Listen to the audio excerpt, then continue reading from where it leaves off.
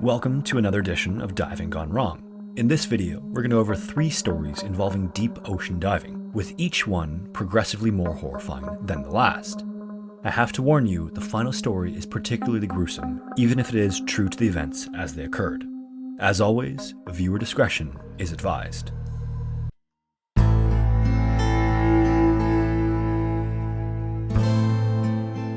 In April of 2003, somewhere in the Yellow Sea between North Korea and the Shandong province of China, a Chinese fishing boat noticed something odd sticking up out of the water. Initially, it looked almost like an antenna sticking out of the water, but as they got closer, they realized it was attached to a massive metal object. Eventually, they got close enough to realize that it was actually the periscope of a submarine. Except it wasn't really doing anything. The entire time they watched it, it just kind of floated aimlessly. The fishing boat then contacted the Navy, who sent 2 boats to come to investigate the situation. Upon arriving, the 2 Navy vessels were that it might be a submarine from one of the neighboring countries. This would have been a very serious intrusion in the controlled waters, but when they got closer to take a look, they were able to identify it as a Chinese submarine. In other words, it was one of their own ships. Then they tried to radio the ship or establish some communication with it, but all they got back was radio silence. The following day, the sub was finally boarded to figure out what was going on, and what they discovered was as terrifying as it was confusing. Upon opening the hatch, they immediately noticed how dark it was inside the sub.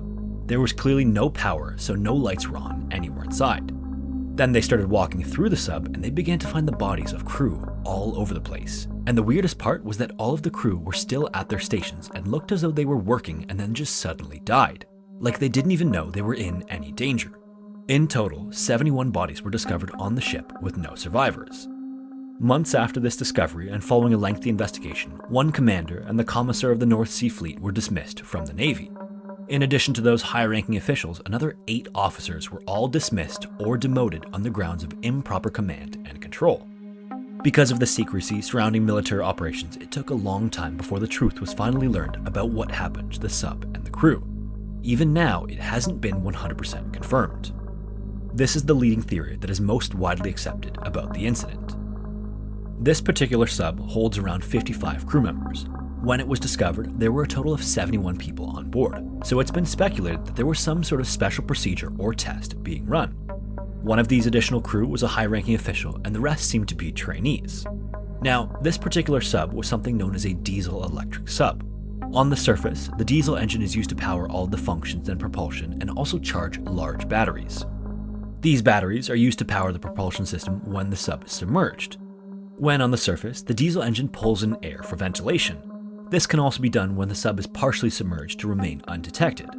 When the sub is in this submerged state, a snorkel sticks out of the water to keep pulling in air for the engine. If the water gets too high or the sub submerges, there's a valve that closes the snorkel to prevent water from getting in. At the same time, the diesel engine shuts off and the power is diverted to the batteries. Sometime before the discovery of the sub by the fishing vessel, the submarine either surfaced and the valve didn't open, or it was already surfaced and water was detected and the valve was closed. In either case, what should have happened was that the engine should not have been running. For some reason, it was running, and with no ventilation, it completely consumed all of the air inside of the sub in just 2 minutes. 1 minute after the air was sucked out of the sub, the men inside would have started to get lightheaded. 2 minutes after the air was sucked out, all of them would have been unconscious, and then by 3 minutes, they would have all died due to asphyxia. This also would have created a suction inside of the sub that would have made it difficult to open any of the hatches. But it's likely this all happened so quickly anyway that no one even realized it. That's why all of the crew members were found at their stations, seemingly unaware of any danger. Another possibility is that without ventilation, the diesel engine vented all of the exhaust into the sub, which would have been equally fatal. In any case, the sub was on some sort of drill to maintain stealth and therefore maintain radio silence. It's for this reason that it wasn't noticed by anyone in command. It's also for this reason that it was trying to ventilate partially submerged instead of fully on the surface. Ultimately, it was a combination of crew error and technical malfunction that led to the deaths of everyone on board.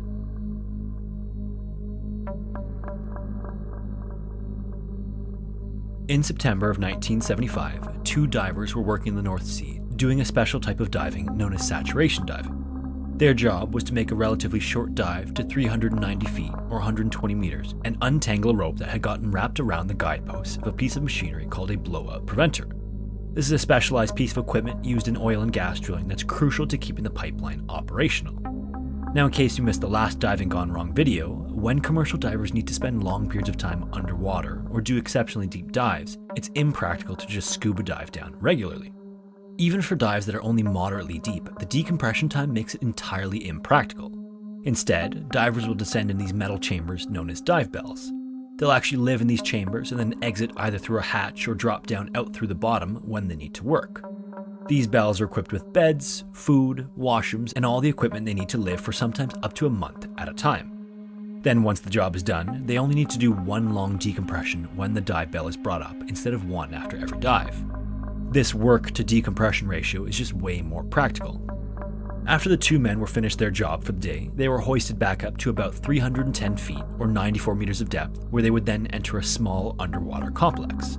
This was their living quarters for the job, which offered them just a little bit more space than a traditional bell. This complex was actually composed of 3 separate chambers. First was the bell, then on the other end was their living space, and then in the middle of those 2 chambers was a small chamber just used to transfer between the bell and the living space. At about 9:50 p.m., the bell made contact with the transfer chamber, which the divers then sealed together. These 2 metal rings look almost like the openings of a front-facing washing machine connected together. Once these 2 rings were connected, an attempt was made to pressurize the chamber to equalize it with the transfer chamber, but as gas started getting pumped in, a small leak was detected somewhere along the rings. The divers then disconnected the 2 chambers, cleaned the surfaces of the rings, and then reconnected them.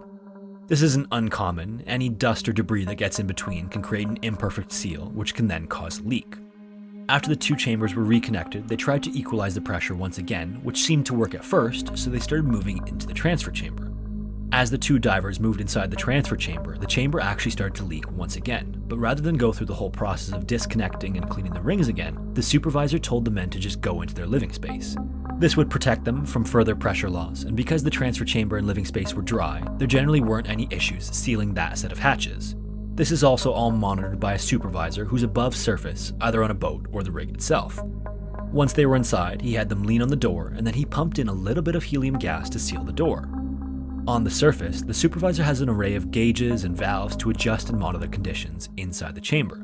The way these are set up is that each chamber has its own separate gauge, but they can also be reconfigured to monitor the other chambers as well. This gives them a series of backups in case of some malfunction with any single gauge. But more often than not, just a single gauge was used out of convenience. So as the men move through the chambers, the supervisor will just switch the gauge to the section they're in at the time to monitor the pressure. After he injected the helium into the room, the door was sealed correctly, but he hadn't changed the gauge from the middle chamber to the living space. This meant that to him, it seemed as though the chamber was still losing pressure. And thinking that it was still losing pressure, he started pumping tons of pure helium into the space. But instead of sealing the door, the room was now being pressurized like crazy. This went on for several minutes before he finally realized the mistake he had made, and when he finally realized, the living space had been pressurized to almost double what it was supposed to be. This rapid compression, combined with the high thermal transfer of helium gas and the high humidity in the chamber, caused the temperature inside to go from 32 Celsius to 49 Celsius, or 90 Fahrenheit to 120 Fahrenheit, with almost 100% humidity. This would have been like being inside an oven, and because the humidity was so high, the men's ability to sweat to cool themselves off was severely reduced. They frantically tried to open the hatch door, but because of how pressurized the chamber was, it was impossible. And for some other unknown reason, the supervisor couldn't relieve the pressure inside the room either once he realized his mistake. In an attempt to find some relief from the heat, the divers pulled their mattresses from their beds and lay down against the cool aluminum. Finally, another diver was sent down to manually relieve the pressure and open the chamber, but by the time he got inside the transfer chamber and looked through the porthole, the men were unresponsive. In the few hours it took to reach them, tragically, the men had died of hyperthermia or heat stroke. This was the first recorded case of saturation diving death due to overheating. Typically, SAT divers deal with extreme cold of the ocean floor and are often at risk of becoming hypothermic. It's for this reason that chambers are kept as warm as they are in the first place. So between the already warm chamber and the series of mistakes, the men were cooked alive inside their living quarters. Before we get into the final story, I want to introduce you to the world's first news comparison platform and today's video sponsor, Ground News. It's no secret that news media is in a bit of a weird spot right now, so when I'm not researching for videos and I just want to read the regular old news, I don't want to have to sift through a bunch of sources to get reliable information. And with Ground News, I don't have to go looking because it conveniently pulls all of the world's news media into one place. And for every story, I get a visual breakdown of the news outlet's bias so I can ensure I'm not getting the story spun in one direction or another. Meaning, I can see how each story is being covered across different news outlets, what the differences are in how they're being titled, and what biases they might have. And best of all, my feed is completely customizable so I can see more of the stuff I actually want to read about.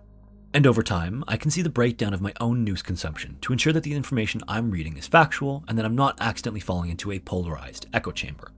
So, I'd love for you to join me in being better informed by clicking the link on screen now or by clicking the link in the description to try Ground News out for free. St. Croix is a small island that is part of the US Virgin Islands and is just east of Puerto Rico.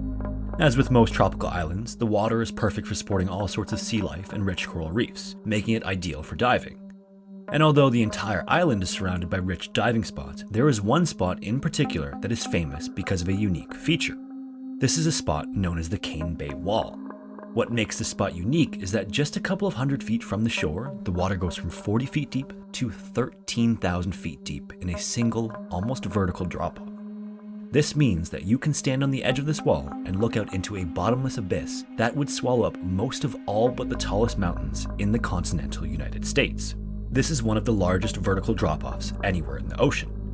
In November of 1996, 3 commercial divers were diving that area of St. Croix, conducting research on the sea life of the Cane Bay Wall. They had set up some traps a week earlier, and now they were going to collect the samples as well as take some other measurements. All 3 of these individuals were highly experienced divers, each having hundreds of dives under their belt. So between the 3 of them, they had over 1,000 dives worth of experience. Once they were at the depth of the traps, which is around 220 feet or 67 meters, 2 of the men, Brett and Robbie, got to work taking samples. The 3rd man, Rod, was keeping track of their depth and timing and noticed 2 oceanic white-tipped sharks swimming along the wall in the distance. As experienced divers, the men were entirely unfazed by this. Shark sightings are just a normal part of diving in the ocean. It was a bit rare to see these open water species so close to land, and they were also unusually large at around 14 feet long, so the 3 men stopped briefly to take some pictures before continuing on with their work. After spending their planned 15 minutes or so working at depth, they reached about the halfway point in their dive. This meant that it was now time to head back up to the surface. Their planned descent would have Robbie go first, then Brett, then Rod come up last. When they started to ascend, Robbie's air reading was a bit lower than expected because he had just been breathing a little bit heavier throughout the dive, so Brett told him to head on up to a shallower depth. Then Brett started to swim up as well and noticed that Robbie was pointing back down to where Rod was, who was still down on the wall. Brett looked down and saw that Rod was covered in silt, like a dust cloud covering him completely. To Brett, it looked like Rod might have had a hose failure, causing air to spray around and kick up the silt on the wall. This also meant that he might be leaking air and might need some extra air, so Brett swam back down to see if he needed any help. It was only once he got into the cloud of silt and got a better look that he could see that it wasn't a hose at all. Brett grabbed him and started pulling him and realized that Rod had a huge bite mark on his thigh. And as he was processing what he was seeing, the shark came in for another attack. The 2 of them tried desperately to hit its gills and keep it away, and as they were fighting it off, a second one swam in and grabbed a hold of his calf, causing the silt to become blood red. Then the first one came back and grabbed his thigh again and started pulling him violently. Even though Brett was pulling hard in the opposite direction, the shark was too strong and pulled the 2 of them right over the edge of the drop-off. Now in essentially a free fall down the wall, the 2 of them tried desperately to fight off the sharks while also rapidly consuming the air they had left. At one point, Brett checked his depth gauge and saw that it was maxed out at 325 feet, meaning they were some number of feet beyond what his depth gauge could even read, and still descending. Finally, there was a brief break in the attack, and Brett pulled the 2 of them into a small sandy cove in the wall. It was there that he finally had a chance to get a better look at Rod's condition, and he was horrified to see that Rod's left leg was almost completely torn off. Most of the tissue was gone, and he also had serious bites to his stomach and chest. Upon seeing this, Brett basically went into full panic mode and grabbed Rod and started swimming up as hard as he could. But within just a few seconds, the sharks came back and grabbed Rod again, pulling them both back down the wall. And as if things couldn't get any worse, Brett went to take a breath, and it felt like he was pulling the air through a straw. This meant that he had just a few breaths left before he was completely out of air. Then another second later, the sharks ripped Rod right out of his hands, and Brett watched helplessly as they pulled him deeper into the water. Almost out of air now himself, there was just nothing he could do to help Rod anymore, so he had to refocus on saving himself. Unfortunately, he was still at close to 400 feet of depth with almost no air. He started frantically swimming up towards the surface, and at one point he checked his depth gauge and saw that it was still redlined at 325 feet. Between the depth, the panic, and nitrogen narcosis, he just focused intensely on making strong rhythmic kicks towards the light up above. He swam, and slowly his vision started to close up on him, like a tunnel.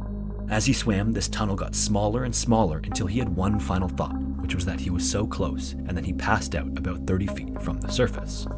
Miraculously, his buoyancy device had just enough air in it to float him up to the surface and bring his head out of the water. Then, the pressure difference forced him to exhale and kick-started his breathing, and he woke up gasping for air. He took a few moments to look around and get his bearings and take in everything that had happened. Unfortunately, the third member of their team, Robbie, had already left to get help. The last thing he saw was the two of them go over the wall covered in blood, so the reasonable thing to do was assume they were dead and go get help. Now, because of how deep Brett had been and how quickly he resurfaced, he was already starting to suffer from decompression sickness. He had to get to shore quickly or he risked passing out or becoming paralyzed. He got into shallow water, ripped off his scuba gear, and then ran to the nearest couple on the beach. He quickly told them who he was and that he had decompression sickness. Then he told them which truck was his, where his keys were, and that there was a clipboard on the dashboard with emergency instructions. And just as he finished giving them those instructions, he passed out again. And although this was obviously a terrible situation, Brett was also incredibly lucky because the couple he had run into was a doctor and a nurse who were also familiar with decompression sickness. They quickly ran to his truck, grabbed the instructions, and then ran over to the phone at a nearby hotel. They called the Marine lab he was employed by, who quickly called a medevac plane to come get him. And then from there, he was airlifted from St. Croix and flown to Puerto Rico because there weren't any decompression chambers on the island. Then, almost like something out of a movie, they ran out of oxygen on the plane he was in and had to land it on a highway, which was also coordinated with a helicopter landing to take him the remaining distance to the hospital. Finally, he got into a hospital and made an almost full recovery with some lasting effects from the decompression sickness. Unfortunately, Rod's body has never been found. Brett would later learn that there was a ship in the area emitting a low-frequency vibration that had attracted the sharks in the first place. It just wasn't known at the time that this could occur, ultimately resulting in the brutal attack.